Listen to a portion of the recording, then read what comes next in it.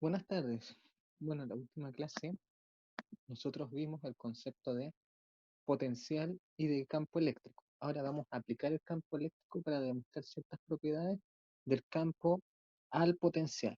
Primero, un potencial es el trabajo neto que ejerce una carga determinada en un campo eléctrico.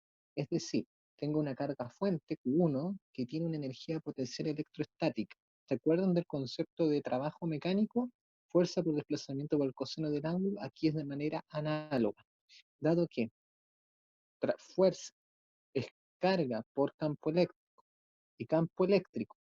¿Se acuerdan que era igual a K por Q partido en R cuadrado, dada la existencia de una carga puntual?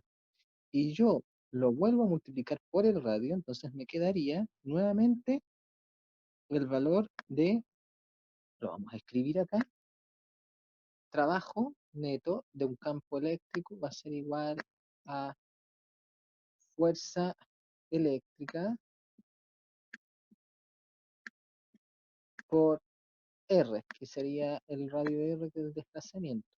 Pero como el concepto de campo eléctrico es E por Q, ¿cierto?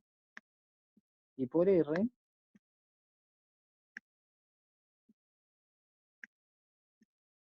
y nuevamente es desde un punto A a un punto B, entonces la intensidad del trabajo del campo de la energía potencial electrostática va a ser igual a K por Q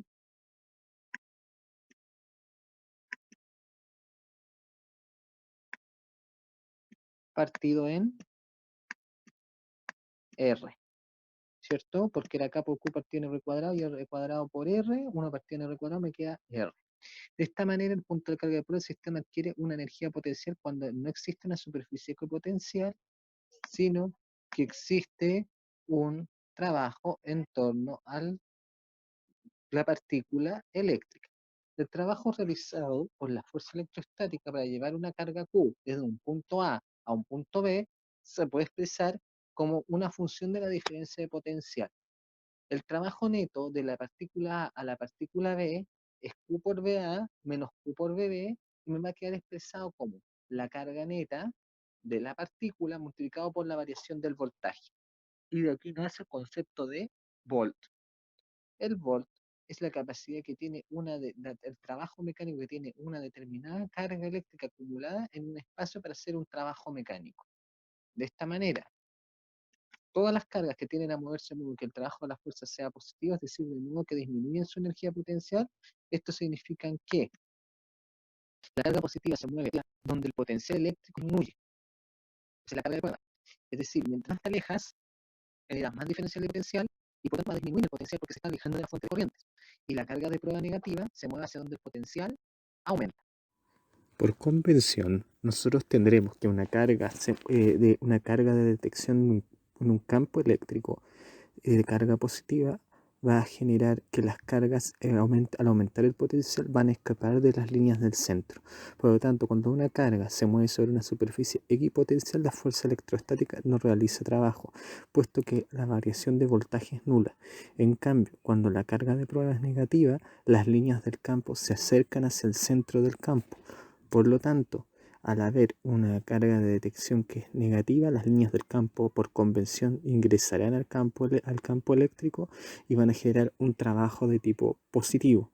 Mientras que cuando tengo una carga, en un campo eléctrico, una carga de prueba positiva, estas líneas de campo van a tender a salir del campo y la distancia va a aumentar. Por lo tanto, el potencial eléctrico va a tender a disminuir con la distancia a medida que aumenta la primera potencia. Esto es convencional. En palabras simples, resumiendo, a partir del concepto de campo eléctrico y fuerza eléctrica se relacionan a través de la constante K por Q partido en R cuadrado por U tongo. Cuando la fuerza eléctrica se multiplica por el campo eléctrico por su carga, me da la fuerza electrostática. A su vez, a partir del concepto de la fuerza electrostática, yo voy a generar lo que se denomina el potencial de energía interna, que es U. y a partir de ello el trabajo neto va a ser K por Q partido en R. Lo mismo voy a obtener yo de W partido en Q, el voltaje a partir del cual yo voy a obtener el trabajo del campo eléctrico y a su vez el voltaje, la capacidad del campo eléctrico de generar un potencial eléctrico. El trabajo eléctrico para mover cualquier carga sobre una superficie X potencial siempre será cero y por lo tanto W igual a Q factor.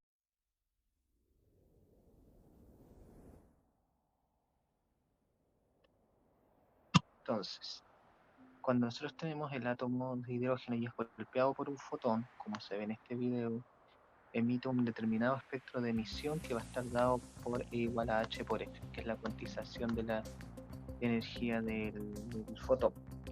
Entonces, yo quiero calcular la longitud de onda. El espectro de emisión que va a emitir un determinado electrón frente a un determinado fotón me va a quedar equivalente a 1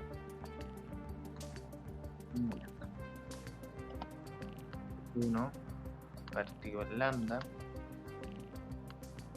es igual a la constante de las líneas de Balmer, que va a ser 2pi cuadrado por n por q elevado a la cuarta partido en h cubo, que está formado por valores fijos. Y esa constante de Balmer, y que también fue reducida por Rydberg en el espectro de emisión del átomo de hidrógeno y en otras ondas sonoras, y lo multiplicó por 1 partido por el nivel cuántico final, al cual salta el electrón, elevado al cuadrado, menos 1 partido, eso es un menos, el nivel cuántico inicial al cuadrado. Y eso te va a dar la longitud de onda del espectro de emisión. Puedes despejar el valor de B a partir de esta expresión matemática de los dos postulados anteriores. Entonces, 2pi por cuadrado partido en n por h, por ejemplo, la velocidad es 2.18 por 10 elevado a 8 centímetros por segundo partido en n. Entonces, mientras más grande sea n, más pequeña va a ser la velocidad y se va a dividir en múltiplos constantes. Entonces, por el primer orbital se va a partir en 1, por el segundo partido en 2, por el tercero partido en 3, y de esa manera se va a llegar a esa igualdad. Ahora, cuando yo deduzco el tamaño de la órbita del átomo y sustituyo la función del radio en cada uno de los valores, me va a quedar igual a 0,53 Armstrong